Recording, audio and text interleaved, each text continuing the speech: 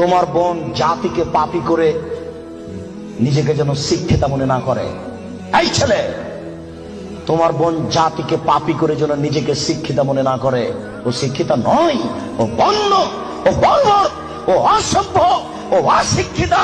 তোমার বোনকে যদি আমি বন্য অশিক্ষিতা প্রমাণ করতে না পারি, আমি জাতির সামনে বক্তব্য দেব না। তোমাকে বক্তব্যের সৌজন্যতা আর একটা কথা বলে যাচ্ছি, শোনো।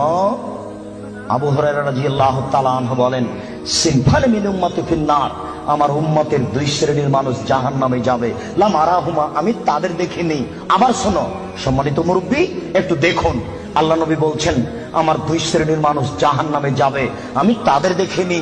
আমার উম্মতের দুই শ্রেণীর মানুষ জাহান্নামে যাবে, আমি তাদের দেখিনি। আমার উম্মতের দুই শ্রেণীর মানুষ জাহান্নামে যাবে, আমি তাদের দেখিনি।